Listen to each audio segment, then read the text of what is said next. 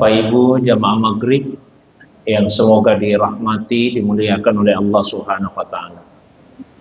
Insya Allah malam ini kembali kita lanjutkan kajian kita, membaca beberapa ayat yang terdapat di dalam Al-Quran beserta tafsir atau penjelasan terhadap makna dari ayat-ayat tersebut. Masih di surah yang sama, surah Maryam, urutan surah yang ke-19. Malam ini kita lanjutkan pada ayat yang ke-41. Allah Subhanahu wa Ta'ala berfirman, A'udzu billahi minasyaitonir rajim. Wazkur fil kitabi Ibrahim innahu kana siddiqan nabiyya. Idz qala li abihi ya abati lima ta'budu ma la yasma'u wa la yubsiru wa la yughni anka syai'an. Wazkur fil kitabi Ibrahim, dan ceritakanlah ya Muhammad, Allahumma salli sallim alaihi, fil kitab, kisah yang terdapat di dalam Alkitab, yaitu di dalam Al-Quran, Ibrahim, kisahnya Nabi Ibrahim. Innahu kana siddiqan nabiyya. Sesungguhnya Ibrahim itu adalah orang yang sangat jujur dan nabiyya, seorang nabi. Jadi setelah di ayat-ayat yang sebelumnya Allah Subhanahu wa Ta'ala menceritakan tentang kisah Nabi Isa alaihissalam, begitu juga kisah orang-orang yang dekat dengan beliau, seperti misalnya ibunya yaitu Maryam, begitu juga dengan kisah Nabi Zakaria. Maka kemudian di ayat 41 ini dilanjutkan dengan perintah Allah kepada Nabi Sallallahu Alaihi Wasallam untuk menceritakan kisah seorang Nabi yang lain, yaitu Ibrahim. Ibrahim digelari sebagai Abul Anbiya, bapaknya para nabi, karena beliau dikaruniai oleh Allah Subhanahu wa Ta'ala dua orang putra yang kemudian keduanya menjadi nabi. Meskipun sebetulnya menurut para sejarawan, anak beliau itu bukan dua orang, tapi anaknya 11 dari 4 orang istri. Tapi yang dikenal secara luas 2 orang saja, yaitu Sarah dan Hajar. Tapi sebetulnya beliau punya 2 istri yang lain. Dari 4 orang istri itulah kemudian beliau dikaruniai 11 anak oleh Allah Subhanahu wa Ta'ala. Tapi yang paling terkenal 2 orang. Yang pertama yaitu Ismail alaihissalam, kemudian Ishak alaihissalam. Dua-duanya kemudian menjadi nabi. Dari Ishaklah yang kemudian melahirkan nabi-nabi dari Bani Israel. Kemudian dari Ismail ke bawah sampai kepada Rasulullah Sallallahu Alaihi Wasallam. Ibrahim digelar sebagai Abul Anbiya, bapaknya para nabi. Beliau juga adalah nabi yang diperebutkan oleh berbagai umat. Orang Yahudi bahkan mengaku-ngaku bahwa Ibrahim itu orang Yahudi. Orang Nasrani juga mengaku-ngaku bahwa Ibrahim itu orang Nasrani. Orang-orang musyrik pun mengatakan bahwa nenek moyangnya adalah Ibrahim. Sehingga Allah SWT menurunkan satu ayat dalam Al-Quran untuk menegasikan, menafikan, menghilangkan semua anggapan itu. Allah SWT berfirman, "Ma kana Ibrahim Yahudiyyan wala Nasraniyyan, walakin kana hanifan muslima wa ma kana minal musyrikin." Ibrahim itu bukanlah orang Yahudi, bukan juga orang Nasrani, tapi dia adalah orang yang hanif, yang beragama dengan lurus. Dan dia adalah seorang muslim yang berserah diri kepada Allah. Wa ma kana minal musyrikin, dan dia bukanlah orang musyrik. Ibrahim juga digelari oleh Allah sendiri sebagai khalilnya, kekasihnya. Wattakhazallahu Ibrahima khalila, dan Allah telah menjadikan Ibrahim sebagai khalilnya. Saya pernah ceritakan 3 alasan yang dikemukakan oleh Nabi Ibrahim alaihissalam mengapa beliau dijadikan oleh Allah sebagai khalilnya. Ketika beliau ditanya oleh salah seorang umatnya, mengapa Allah menjadikan beliau sebagai khalil, maka Nabi Ibrahim kemudian mengemukakan 3 macam jawaban. 1, kata Nabi Ibrahim, ikhtartu amrallahi ala amri ghairihi. Saya selalu memilih perintah Allah dibandingkan perintah selain Allah. Yang kedua, kata Ibrahim, mahtamamtu bima taqabbalallahu li. Saya tidak pernah cemas dengan apa yang Allah sudah jamin atas diri saya. Keselamatan Allah jamin, beliau tidak pernah cemas. Rezeki Allah jamin, beliau tidak pernah merasa cemas. Kemudian yang ketiga, kata Nabi Ibrahim, ya, ma ta'asyaitu wa ma taghaddaitu illa ma'adai. Saya tidak pernah makan di siang hari ataupun di malam hari kecuali disertai oleh seorang tamu. Itu diantara keistimewaan Nabi Ibrahim alaihissalam. Nah, di ayat ini juga disebutkan 2 sifatnya Nabi Ibrahim. Innahu kana siddiqan. Beliau adalah orang yang siddiq, orang yang mencintai kebenaran. Bisa juga di mana yang jujur pada perkataan dan perbuatannya. Beliau dikenal sebagai nabi yang sangat jujur. Meskipun beliau sendiri mengakui bahwa pernah melakukan kebohongan. Ada 3 macam kebohongan yang pernah dilakukan Nabi Ibrahim. Tapi semua tujuannya untuk kebaikan. Kebohongan pertama ketika beliau masih muda, masih remaja. Diajak oleh teman-teman sebayanya untuk menyembah berhala. Maka beliau kemudian tidak ikut dengan alasan tidak sehat, alasan sakit. Padahal tidak seperti itu. Hanya karena beliau tidak ingin ikut menyembah berhala. Yang kedua, ketika beliau menghancurkan patung-patung sembahan pada masanya, lalu disisakan 1 patung yang besar. Ketika raja bertanya, apakah engkau yang menghancurkan Tuhan-Tuhan kami Ibrahim? Maka Ibrahim kemudian menjawab, bukan saya, bal fa'alahum kabiruhum hadza. Yang menghancurkan ini patung yang paling besar. Itu juga kebohongan. Tapi itu dilakukan untuk menyadarkan kaumnya. Ya, karena setelah itu kaumnya berkata, tidak mungkin patung yang tidak bisa bergerak ini menghancurkan patung-patung yang lain. Tapi kalau begitu kalian bodoh, menjadikan patung yang tidak bisa menyelamatkan dirinya sendiri sebagai Tuhan sendiri. Yang ketiga, ketika beliau bersama dengan istrinya Sarah memasuki satu kerajaan, di mana raja pada saat itu suka mengambil istrinya orang. Ya, maka ketika ditanya, apa ini istrimu? Beliau menjawab, ini saudara perempuan saya. Ya, untuk menyelamatkan istrinya. Itu saja 3 kebohongan yang pernah dilakukan Nabi Ibrahim dalam sepanjang hidupnya. Nah, maka beliau orang yang siddiq, orang yang sangat jujur, mencintai kebenaran. Nabiya, seorang nabi. Kata nabi bisa dibaca nabiya, bisa nabi'ah.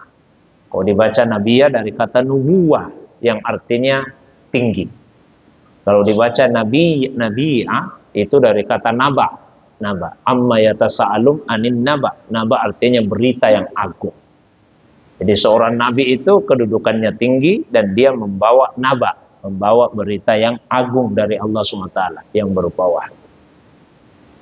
Ya abati, wahai bapak kesayanganku.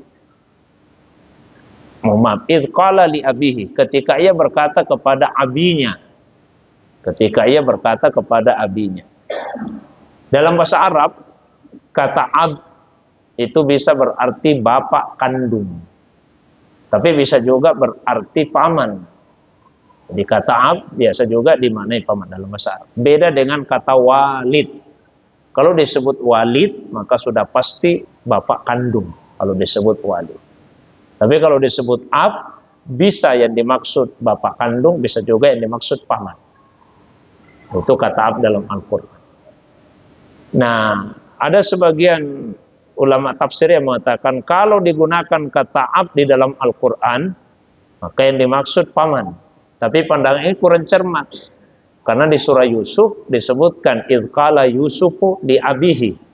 Ketika Yusuf berkata kepada abnya. Nah, abnya di situ memang bapak kandungnya Nabi Yusuf, yaitu Nabi Yakub. Maka kemudian seorang ulama tafsir yang lain, Syekh Mutawalli Syar'i, mengatakan, kalau misalnya kata ab, ya, ada yang diikuti dengan penyebutan nama, maka yang dimaksud di situ bukanlah bapak kandungnya tapi pamannya. Nah, kisahnya Nabi Ibrahim di situ ada yang diikuti dengan penyebutan namanya. Izqala li abihi azara. Meskipun bukan di ayat ini, Pak. Maka dimaknailah bahwa ab yang dicerita dalam Al-Quran dalam konteks Nabi Ibrahim itu bukan bapak kandungnya, tapi yang dimaksud adalah pamannya yang bernama Azar. Kalau bapak kandungnya Nabi Ibrahim, namanya adalah Tari. Tari.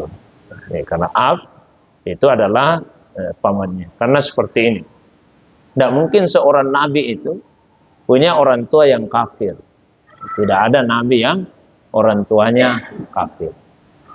Ya, karena kalau orang tuanya kafir, berarti nabi itu pernah kafir. Karena kekafiran itu ada 3 macam. Ada kafir bawaan. Kalau orang tua kafir, anak itu lahir dia kafir. Sampai dia misalnya menjadi balik. Nah, kalau setelah balik dia masih kafir, itu namanya kafir asli. Ya, kafir asli. Kalau sudah balik masih memilih kekafiran. Kemudian yang ketiga namanya kafir aridi. Yang tadinya orang Islam, kemudian murtad menjadi kafir.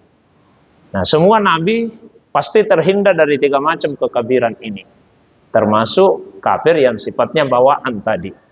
Jadi semua nabi orang tuanya tidak ada yang kafir.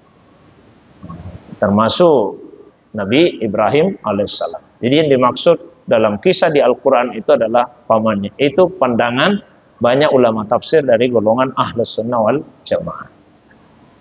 Nah, ya abati, wahai pamanku yang saya sayangi, lima ta'budu ma la yasma' wa la yubsiru. Mengapa engkau menyembah yang tidak bisa mendengar dan tidak bisa melihat? Wa la yughni anka syai'a, dan tidak bisa memberikan manfaat apa-apapun kepadamu. Ya, tidak bisa menolongmu. Ya abati, wahai pamanku yang saya sayangi, inni kadoja'ani minal ilmi malam ya'tik. Sungguh telah datang kepada aku suatu ilmu yang tidak datang kepadamu.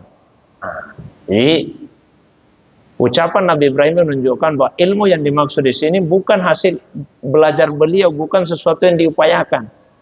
Karena beliau mengatakan datang kepadaku ilmu. Jadi ilmu yang mendatanginya, bukan beliau yang mencari-cari ilmu itu. Seperti itulah wahyu. Ya. Jadi ilmu yang mendatangi Nabi Ibrahim. Sama juga yang sekalian.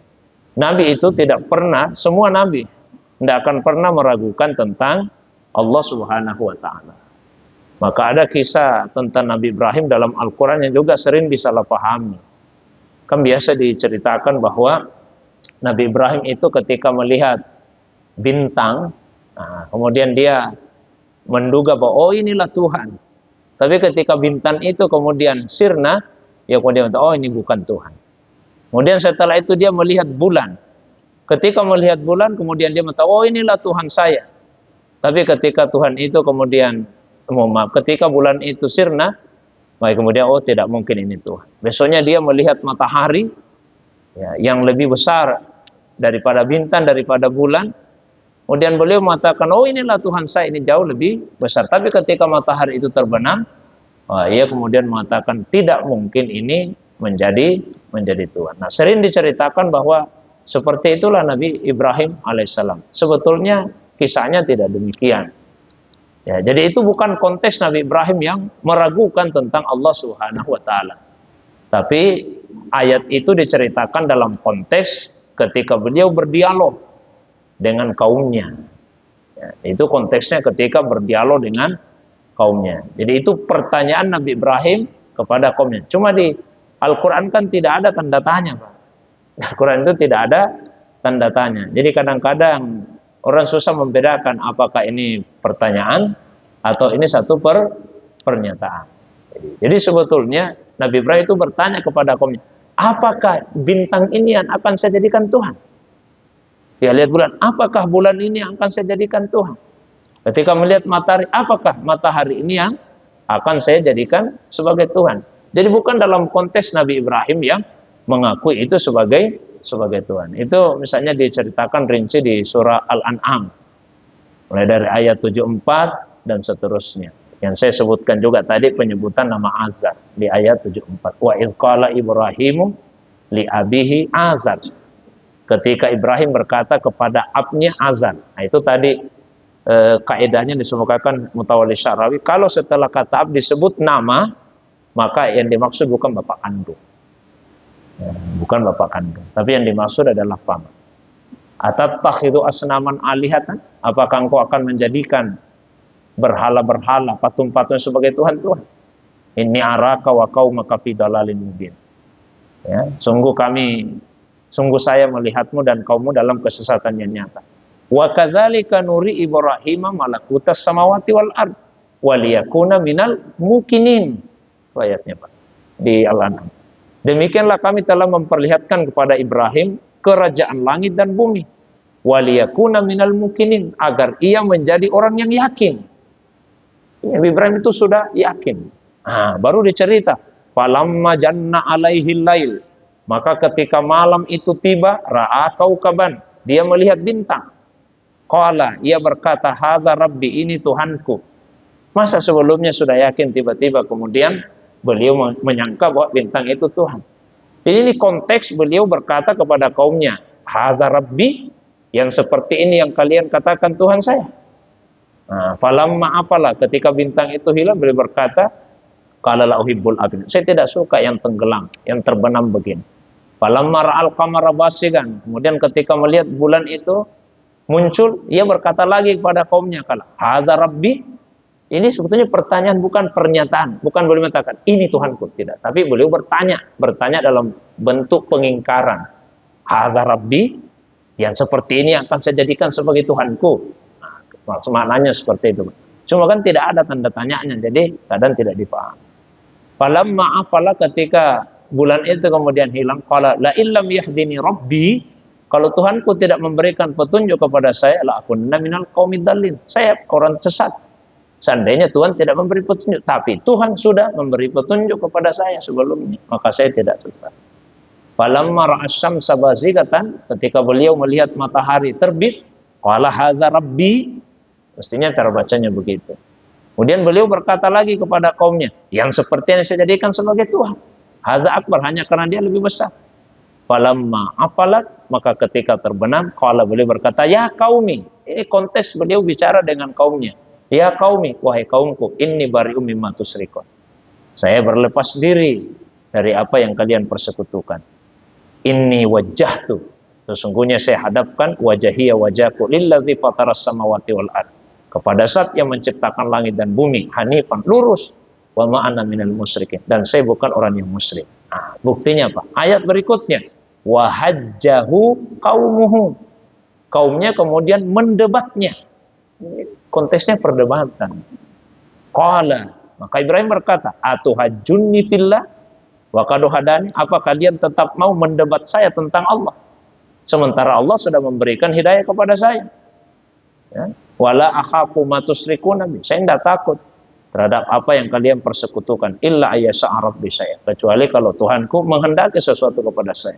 Wasi'a rabbi kulla syai'in ilma, ya, ilmunya Tuhanku meliputi saya segala sesuatu. Apalah tatadzakkarun, apakah kalian tidak juga mengambil pelajaran? Yang ingin saya tegaskan adalah bahwa Nabi Ibrahim alaihissalam, sebagaimana juga nabi-nabi yang lain, itu terhindar dari keraguan akan Allah Subhanahu wa ta'ala. Tidak mungkin nabi itu ragu terhadap Allah Subhanahu wa ta'ala. Jamaah yang dimuliakan SAW, kembali kepada surah Maryam, karena Maryam dan Al-An'am itu isinya senafas, ya, menceritakan tentang Nabi Ibrahim alaihissalam. Ya abati, wahai pamanku, inni kadoja'ani minal ilmi, sungguh telah datang kepadaku ilmu, ya, wahyu maksudnya, malam ya'tika, yang belum datang kepadamu. Fattabi'ni, maka ikutilah saya dengan sungguh-sungguh. Ahdika siratan sawiyya, niscaya saya akan memberikan petunjuk kepadamu berupa jalan yang lurus. Ya abati, wahai pamanku yang saya sayangi, la ta'budis syaitan, jangan sembah syaitan. Inna syaitana kana lirrahmani asiyya, syaitan itu sangat durhaka kepada Ar-Rahman. Mengapa kata Ar-Rahman disebut bukan kata Allah? Untuk menunjukkan Allah itu sudah sangat menyayangimu karena dia Ar-Rahman. Masa kamu tetap membangkang, tetap durhaka, tetap maksiat kepada zat yang sudah sangat menyayangimu. Ya abati, wahai pamanku yang saya sayangi, inni akhafu, sesungguhnya saya khawatir, yamassaka azabun minar rahmani fatakuna lisyaitani waliya. Ya, kalau azab dari Tuhan itu kemudian datang kepadamu, lalu engkau akan menjadi waliyan, ya, menjadi penolong bagi syaitan. Qala aragibun anta an alihati, meskipun Nabi Ibrahim sudah sangat lembut bicara kepada pamannya, berulang-ulang dia ulangi itu, berkali-kali dia ulangi, ya abati, pamanku, pamanku yang saya sayangi. Tapi pamannya tetap bersikuku, dia katakan, aragibun anta an alihati, ya, apakah engkau betul-betul benci terhadap Tuhan-Tuhanku, sembahan-sembahanku, berhala-berhalaku, ya Ibrahim, ya Ibrahim. La illam tantahi, kalau kamu tidak berhenti Ibrahim, la arjumanna, ya, saya akan merajammu, ya, saya akan merajammu. Wahjurni maliya, maka tinggalkanlah saya dalam waktu yang lama. Ketika itu Nabi Ibrahim sudah berkata, qala salamun alaik, kalau begitu saatnya lah kita berpisah, semoga keselamatan tercurah kepadamu. Beliau tetap doakan kebaikan. Sa'astaghfiru laka rabbi, saya tetap akan meminta ampunkan untukmu, ya, kepada Tuhanku. Innahu kana bi hafiya, karena sesungguhnya Tuhanku hafiya, sangatlah baik terhadap diriku. Saya kira itu beberapa ayat yang saya bacakan pada malam ini.